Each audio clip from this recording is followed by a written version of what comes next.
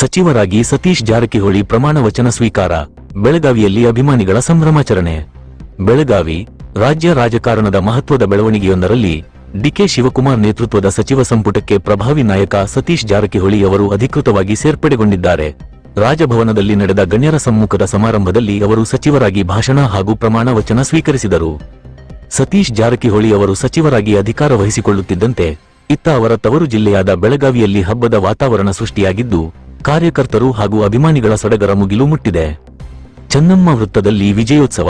ಪ್ರಮಾಣ ವಚನ ಸ್ವೀಕಾರದ ಸುದ್ದಿ ಹೊರಬೀಳುತ್ತಿದ್ದಂತೆ ಬೆಳಗಾವಿಯ ಕಿತ್ತೂರು ರಾಣಿ ಚೆನ್ನಮ್ಮ ವೃತ್ತದಲ್ಲಿ ಜಮಾಯಿಸಿದ ಅಭಿಮಾನಿ ಬಳಗ ಮತ್ತು ಕಾಂಗ್ರೆಸ್ ಕಾರ್ಯಕರ್ತರು ಭರ್ಜರಿ ವಿಜಯೋತ್ಸವ ಆಚರಿಸಿದರು.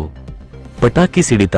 ಚೆನ್ನಮ್ಮ ವೃತ್ತದಲ್ಲಿ ಜಮಾಯಿಸಿದ ಅವರ ಅಭಿಮಾನಿಗಳು ಮತ್ತು ಕಾಂಗ್ರೆಸ್ ಕಾರ್ಯಕರ್ತರು ಪಟಾಕಿ ಸಿಡಿಸಿ ಸಿಹಿ ಹಂಚಿ ಭರ್ಜರಿಯಾಗಿ ಸಂಭ್ರಮಾಚರಣೆ ನಡೆಸಿದರು.